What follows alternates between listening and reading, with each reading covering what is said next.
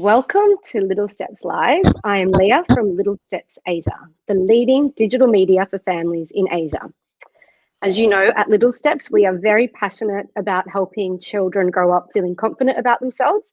And today we're going to be exploring how children can build their confidence by finding their inner voice. Just a few quick reminders before we jump in and get started. Firstly, we are live every week to keep you in the know and on the go with cool interviews, resources from experts, and DIY fun for parents in Asia. If you would like to be reminded of any of our live events direct to your phone, then you can go to our Facebook events page each week and just click on any events that you are interested in. Please make sure you sign up to our weekly newsletters across all the cities in Asia that we cover, from Hong Kong to Singapore to KL and beyond. The link is in our description. And finally, please feel free to ask us questions, leave us comments, and interact with us right now while we are live. We love that. All right, let's get started. Self-confidence is one of the most important skills a child can possess, and it can really help them go far in life. Some children are just very naturally sure of themselves, but others can learn to cultivate this really important outlook. For communications consultancy, Exceptional Existence, confidence is the key to your child's long-term success. So without any further ado, I would like to introduce you to our wonderful guest today, Louise Cobrett. She is the founder and CEO of the communications consultancy Exceptional Existence, and she is so passionate about the importance of communications and that it can lead to increased confidence. After 15 years in the corporate world, she recently established this consultancy Exceptional Existence, which focuses on empowering men, women, and children, and with better communication skills so they can find their voice and be more confident. From CEOs and heads of business to entrepreneurs, Louise works with people across the globe to help them build their brand and their message and train them to speak and present to a wide audience. She has now developed a program for children because she believes that starting to build confidence and speaking skills from an early age can make all the difference. So welcome, Louise.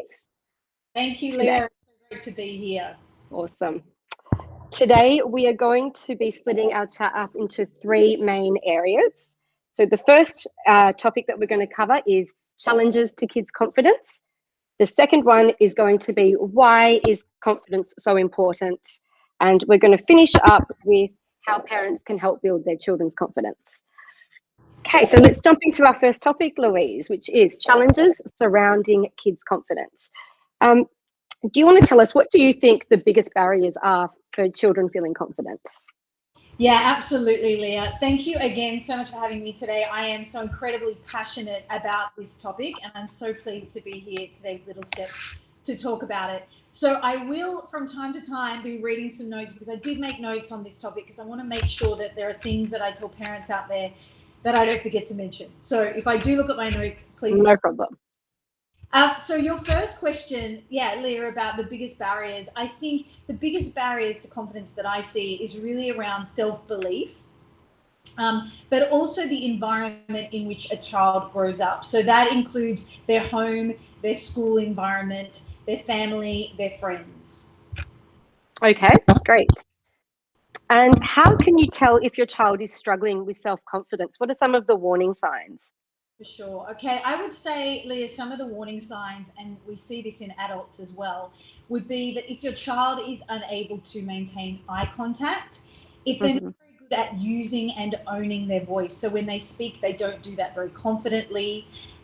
Also, really important in terms of how they hold their body, how they walk into a room, if they feel comfortable in their body.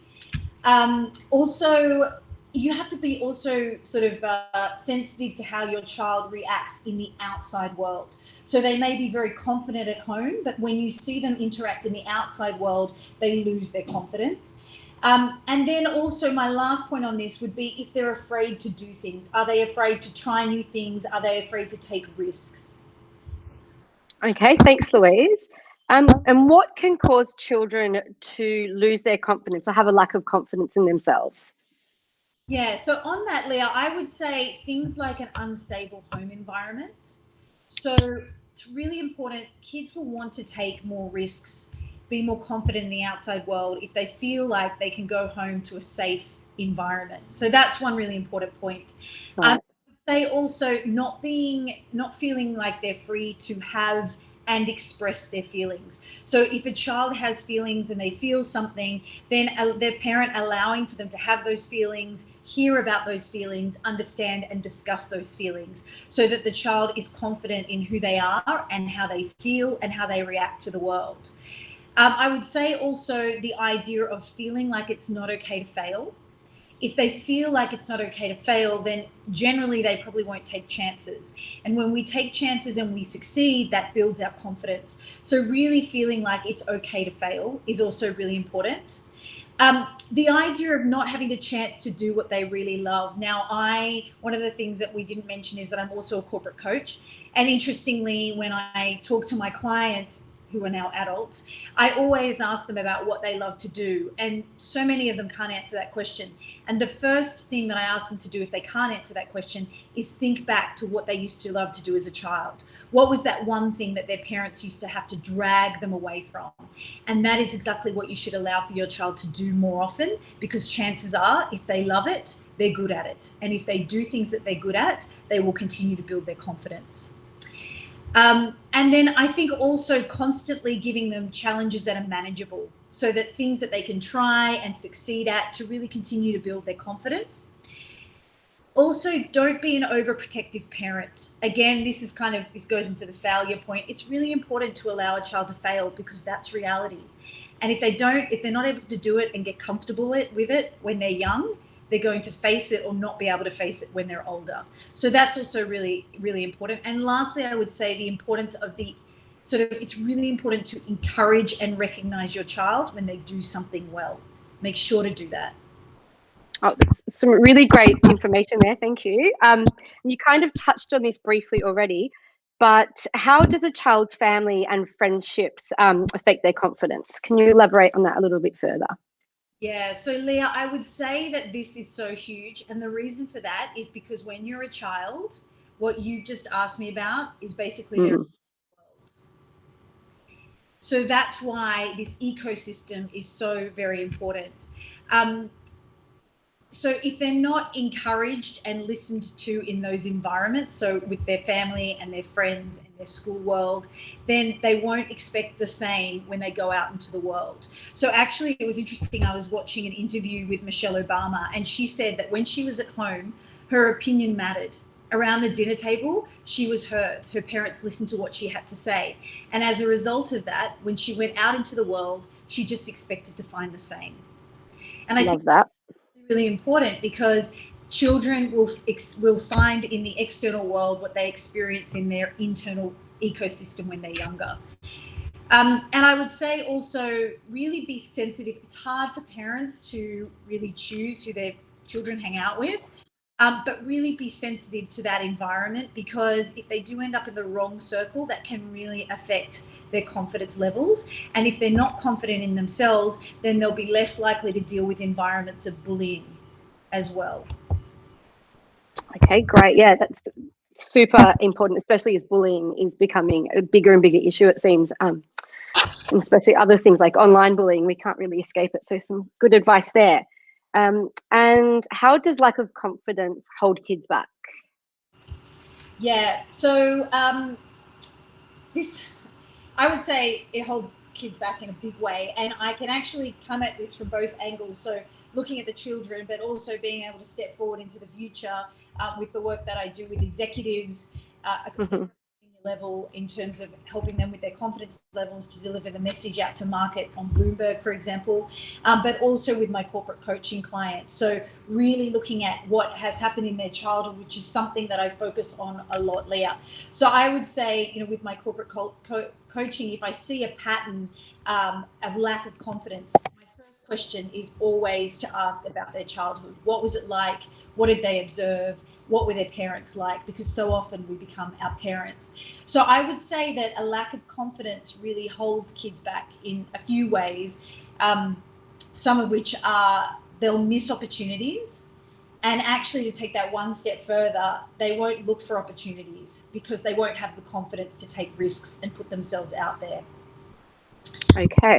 They also won't become as great as they could be, because greatness is often on the other side of fear. And we are generally more likely to do things that we're afraid of if we believe in ourselves and we have confidence. And I really, truly believe that they won't get out of life as much as it has to give them if they don't come at it with confidence. Okay, so you've kind of touched on my next question as well there, which was what are the long-term effects of low confidence levels? Yeah. Yeah. Oh, I've got more to say on this one, Leah. Don't worry. Anything? Perfect. Yeah. So, love to hear it. Playing small. Certainly, that's one of the long-term effects. So just playing small. And the reality is, I mean, I really encourage parents to think about this topic that we're talking about today by thinking about their own behaviors and people around them in their environment, because reality is your children are one day going to become adults. So really thinking about how perhaps in your own life you've played small, perhaps you don't feel so confident, and you have played small in your own life, and how that's affected you in the long term. So really, the idea of playing small, and then that continues to play at us and itch at us, and then with time we just lose more and more of our confidence. It will affect children not going for things that they want in life, opportunities from a young age all the way through to adulthood. They won't be taking those risks. They'll be missing out on promotions and opportunities later on in life. And they also, this is really, I think, a really key point for me, Leah, the idea of the fact that they just won't trust themselves. And that is everything, because reality is the only person you can really, truly rely on yourself in life is yourself. And so if you have a confidence in yourself and you trust yourself, it will take you so far in life. Sky's the limit. We have just had a question come through. Can you explain the difference between self-confidence and self-worth? How are they related, and how can you instill both for our kids? Is there a difference between self-confidence and self-worth? Well, I would say not a lot. I would say your self-worth will affect your self-confidence. So that, again, that's a great question, whoever that parent is. So the idea of really looking at identifying ways that you could make your child really feel worthy. And I would say, again, do those things. Like I see a lot where parents pull their kids out of something they love to do and put them into, violin classes or extra tutorial classes and all of that kind of stuff. And that is, learning and academia is certainly important, but so too is finding out what your child is really good at. And the mantra at Exceptional Existence, the thing we live by, is that you are here to do something that no one else can. So your child, as well as you as a human, as an adult, do something that no one else can. If you don't do it, it will never be done the way that you can do it. So I really encourage parents out there to really observe their child, and you're going to see this through their actions, probably more so than what they say. Look at what it is that they love to do and do more of that, because then at that point they realize what it looks like and it feels like to succeed at life, and they go and look for more opportunities to do that, which as a result builds their self-worth.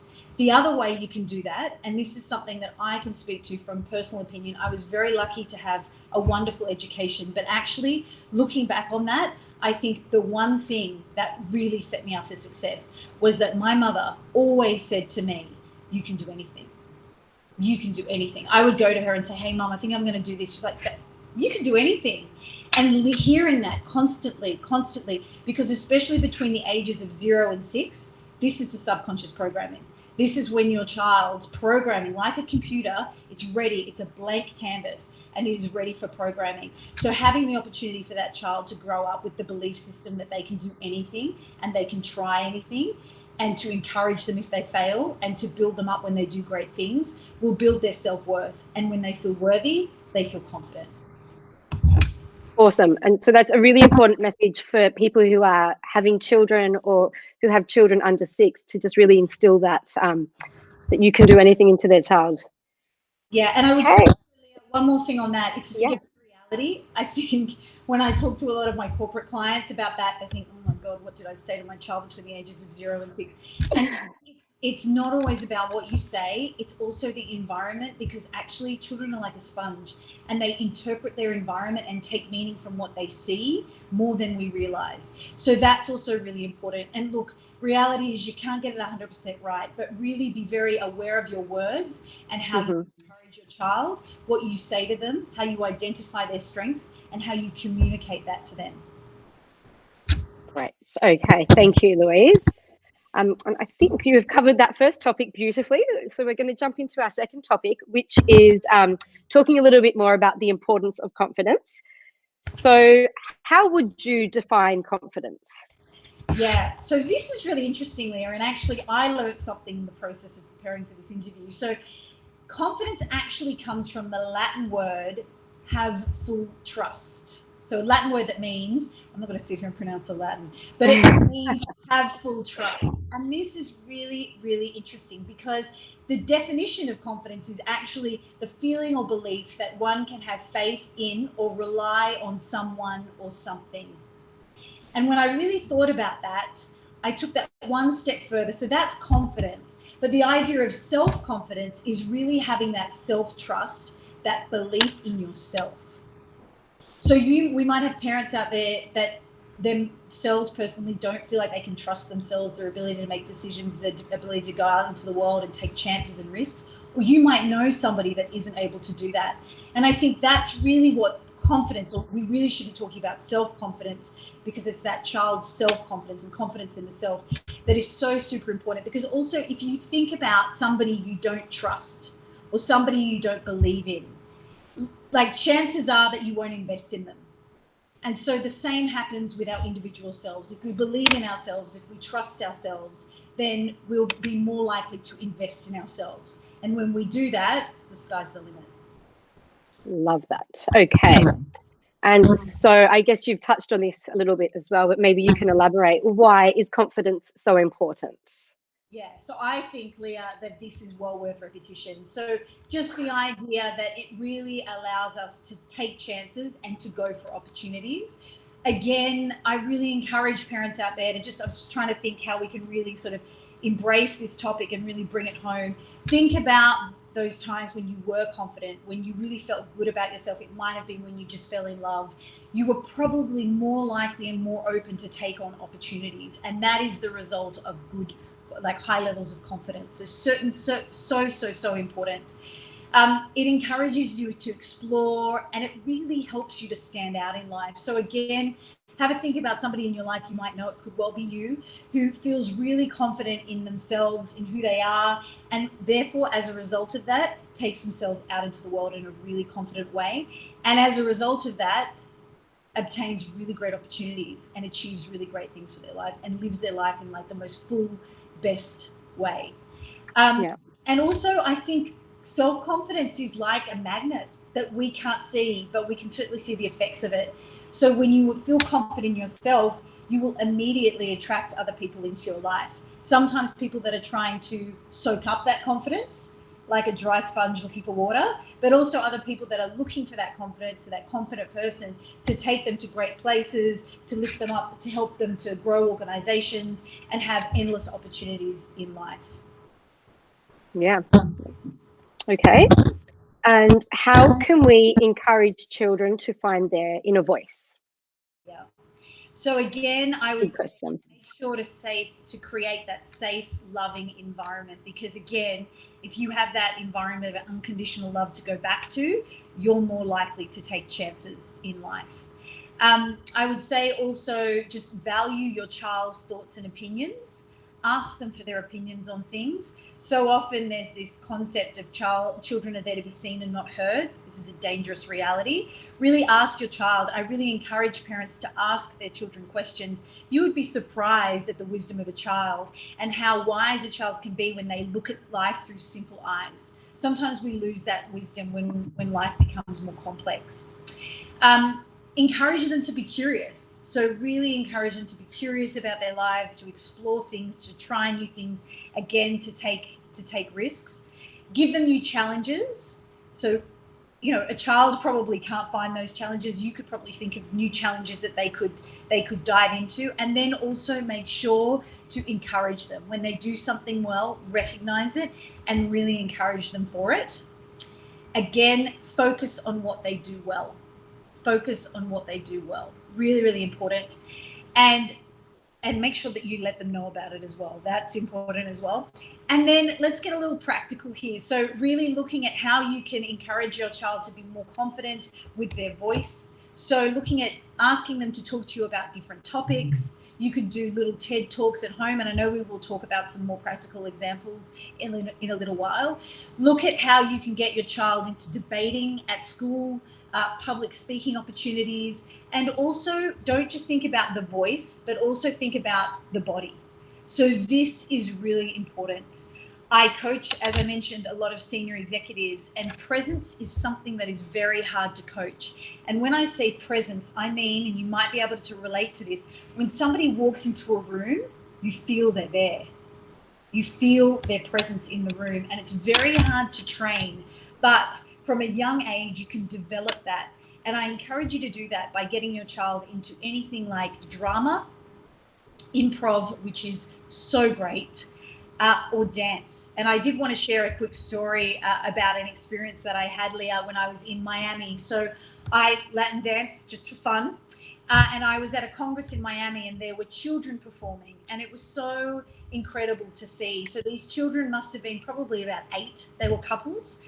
And they were up on stage. Oh, cute.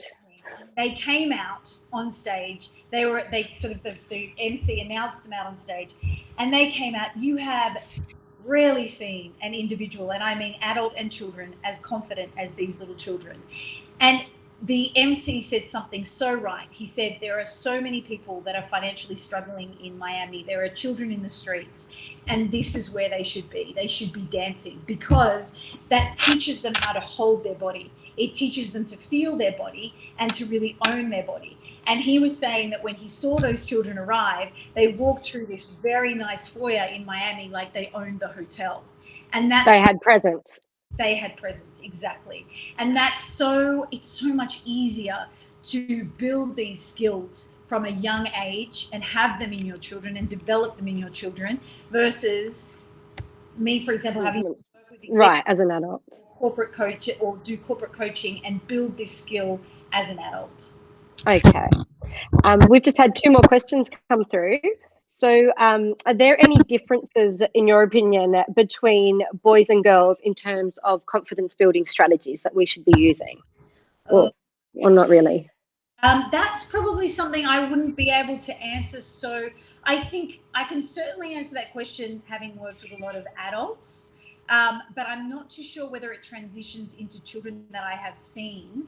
I know, when I look at it from the adult level, I would say that women tend to be, it's a bit of a generalization, but I do see them less confident in sort of having that presence and really owning the room and owning their message. Although when you start to scratch the surface, they know their stuff.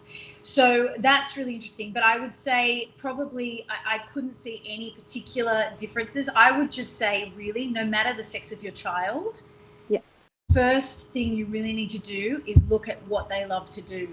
If you're a parent and you're listening and you can't think of something, that one thing that your child really just loves so much, then keep looking. Explore that and find out what that is. Okay, great. And then another question, and I like this question actually. Would you say that there are general rules on overpraising kids? Can it backfire if we build them up too much? Absolutely. I know that there's a shift towards, like praising the effort and not the child, and this, Yeah, so I will actually talk to that a little bit further down through your questions, Leah. But that. Oh, okay, we'll come back to that. Yeah, let's address that when we go, because otherwise I'll repeat myself. No worries, let's not repeat ourselves. Okay. All right, so this is another super interesting question that I can't wait to hear your answer on. How can you stop confidence becoming arrogance? And what's the difference between being confident and being arrogant? Yeah, so I think this is actually the question where we're kind of addressing this point. Okay. question from the viewer. So I would say, I'm not an absolute expert on this particular question, but there are some observations that I've made in my work on this, and I'd really love to share it with your viewers. So I would say arrogance, a lot of the arrogance also comes from this lack of boundaries and rules. So it's a bit of a fine line, but it's super important for a child to have love and support. So really that unconditional love, that feeling of if I fail, mum, dad, my guardian, my grandmother, whoever is in my ecosystem will love me anyway, so I'm going to take this chance. But at the same time, they also need structure, rules, and they need manners. They need to sort of learn to fail, and they need to also understand, like, if they do fail, there's no point in you going to your child and being like, you did such a great job, that was amazing. I also think that as time has kind of gone on, we have this whole thing, like there's sort of a prize for trying, which sometimes can affect the child in negative ways. And also there's this sort of trend now these days where parents do go into fight for the child. So, I mean, I remember when I was at school. Sorry, Louise, can I just get you to speak a little bit closer to your microphone? Sure. I think we're having some issues with hearing you very loudly. Is that better? So is that better? Sorry. I think that might be better if you can just, speak a little bit closer to the mic. Thank you.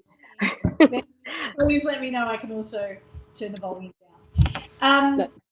So I would say this whole idea of, parents going into fight for the child. So this comes from a super loving place, and I don't want to offend any parent here on the call. I understand the foundation of it, but the reality is you won't always be able to do that for your child. And so it's really important for your child to be able to fail, to understand that they failed. So again, not being like, oh my God, you're so amazing, everything you do is amazing. Because when you say that to your child, and if they start to believe it, then they will go out to the world super arrogant and not aware of how to fail. And that can be a really hard lesson as an adult. So I would say acknowledge when your child does well, look at their strengths and identify them, but also look at a child who maybe is doing something not so well, identify that, talk to them about it, and look at ways in which they can improve. And hopefully then from there, they'll have a really loving environment. They'll know that there are things in their life that they do really well, but they won't have that arrogance that no one ever really wants to be around. And that's also really, really important. And I would say just remember that it's okay for your child to fail. It's okay for your child to fail, because reality is they're going to have to do that in the real world.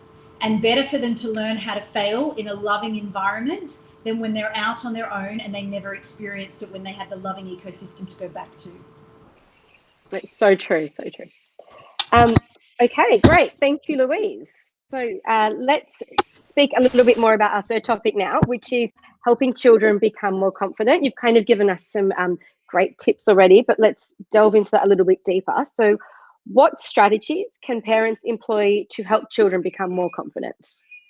Yeah, fantastic. Thank you, Leah. So I would say actually there was a study when I was looking into this that I wanted to share with the listeners, because we don't want it all to be a Louise monologue. I'm just going to read this. So researchers from Pennsylvania State University and Duke University tracked more than 700 children from across the US between kindergarten and age 25 and found a significant correlation between their social skills as kindergartners and their success as adults 2 decades later.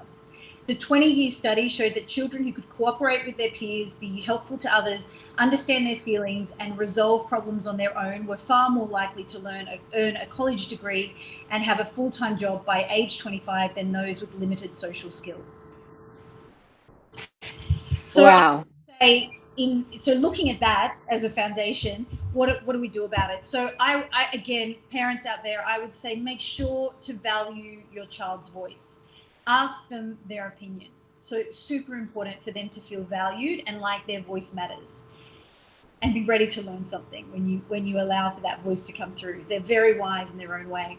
Allow them to have those feelings. So really, I think with a lot of, especially often with little boys, one of my projects I've worked with a client around education and looking at women in education. And anyway, nothing to do with that. But what we found is also that often boys are not encouraged to cry. Not encouraged. I mean, it's not like you hit your child so they cry, but if they are crying, let them cry. Let them feel their feelings, because when you do that, you allow for them to feel all that their body and their emotions have to offer. And again, they're becoming confident and familiar with their body and their presence and how they hold themselves and how they feel. And everything is okay. It's okay to feel. And also allowing them that safe ecosystem to understand their feelings versus killing their feelings, making them bottle it down, and then 20 years later it comes up in a unemotionally available, dangerous way. Because these things in life that we try and avoid across many areas of our lives, if we do that, it will always bubble up. It will always bubble up. And usually if it's been sort of, if a lid's suppressed, thank you, Leah. Yeah. If it's been suppressed, it will bubble up in unhealthy ways. Yeah. Okay. Encouraging your child to be curious, as I said before, letting them fail, and always encouraging them for trying. So really make sure to make them feel good about the fact that they gave it a good go, even if it wasn't such a huge success. Give them new challenges all the time. So safe challenges where they can achieve, maybe they fail, but it's nothing too drastic and dramatic. Remember to, as I said before, again, let them fend for themselves, because you can't be with them all the time throughout their life. And now when they've got that safe environment to fend for themselves, because they can go back to that loving ecosystem, give them the opportunity to do it in a safe place. There was a quote that I read that I really loved, and it was, entitlement is no substitute for confidence. And the idea of just really avoiding criticism and focusing on their weaknesses. So while I said don't create an unrealistic picture, also really important to sort of focus on what they need to improve, but also really not really focusing on what they do wrong all the time. This is so okay. And this goes across all relationships that we have in our lives. What I found, especially when I do women's work, so that's another side of my life, is that often women in relationships will focus, maybe if they're in troubled relationships, they focus on what their husband does not so well, and vice versa. And when we do that, the reality is people, children, adults will always live up to your expectation of them. So if all you do is focus on the negative, what they're not doing well, what they're not achieving, where they're failing, that's not going to make them snap out of it and improve. That's what your expectation is of them. And so therefore, especially children, will live up to your expectation of them. Okay, no, that makes total sense, and that's a very important stuff to cover there. And so did you have another strategy? Yeah. Quite finished. Love them. Yep, keep them coming. I just wanted, again, just to reemphasize the idea of just getting really practical. And I know we've kind of spoken about this. And there was another study that I wanted to reference here. So a study shows that children develop social and emotional, that helping children develop social and emotional skills is one of the most important things we can do to prepare them for a healthy future. From an early age, these skills can determine whether a child goes to college or prison, and whether they end up employed or addicted. So really, really important. So confidence is just, it's so important. And I know, especially in Asia, well, all around the world, parents really focus on the academic side of things, but having the ability to be confident, to go out and try new things, to take risks is such an important skill that a parent can to develop. And I would say also just really on those practical techniques and practical tips, again, look at where you can get your child. If it's not offered through school, then that's fine as well, but look externally and look at things like public speaking and debating. And I say both because it's one thing to present on a topic, it's another thing to debate on a topic, because when you have to think on your feet and rebut a certain topic or something that someone said, that's a whole nother skill set. So really, really important. And that's why also improv can be a really powerful tool, because they say that improv is like life, because you never know what's coming next. And again, also remember the physical body, acting, dance, anything where you can kind of get your child feeling to their body, owning their body, and feeling super confident to walk into the room with their body. And actually, just one more story I'll share with you on that, Leah. So I used to work with an incredible CEO when I was in the corporate world. And I remember when he used to walk into the room, it was like he was walking on stage. And I remember saying to him, why do you walk, when you walk in a room, you just kind of like one leg out. It was all super confident. And he said, he was Dutch, and he said, when I was younger, it was a big thing for boys to do. He did it because there were lots of girls in the class. But something that your parents did, they put you into dance class. And as a result of that, he just holds his body with such confidence. Yep. So another good thing for children to get involved in is dancing and movement. Definitely. Awesome. Okay. Here's a bit of a different question. How can you present yourself as a confident person to inspire your children to follow suit? Yeah, this is a great question as well. So I would say, listen to your child. I know I've said this a lot, but also generally in life, you might think about people in your environment. I think also always thinking about modeling yourself. And if you can think of somebody actually in your life who comes across as a really super confident person, do ask about their childhood. It might be that they actually had a troubled childhood, and as a result of that, they've kind of used that as fuel to push them forward. But they might also have had a really encouraging, loving environment, which allowed for them to be sort of really confident out into the world. So I would say really listen to your child. And if you think about people that are quite confident in themselves, they tend to listen well. They tend to listen well. We have two ears for a reason and one mouth. Listening is so incredibly important. And when we're not confident in ourselves, we tend to speak a lot. So I would say really listen to your child and teach them the importance of listening, but also allow them to understand that they deserve to be heard. Hold yourself well and don't compromise yourself, because again, you have to remember that children are so observant and they soak up their environment like a sponge. So it's not just about what's said to them, but it's also very much about what they observe. Explain to your child why you do what you do and you make the decisions that you make, and why you ask them to do the things that they do. Because again, that allows them to understand that they deserve to understand why things are being done, and they deserve to provide their opinion on it as well. I really encourage parents. A lot of people do my Find Your Voice program, and I can tell you, I know that there are a lot of adults out there that maybe don't feel confident in their voice and in owning their voice and using their voice, whether that be with their family, with their friends, in the boardroom, with their manager, with their teams. I understand that. But if you can get yourself to a place where you really feel like you own your voice, use that in the household, like in a controlled, very confident, calm kind of and just allow for your child to see that as well. And then also really, you try new things, you take on new challenges, and allow for your child to see that you do that and that you're really outgoing and you just embrace the world, because chances are if they see their parent doing that, they're likely to do the same. Awesome. Thank you, Louise. Okay. And do you think that we should tell children to act like they're confident even when they're not feeling confident?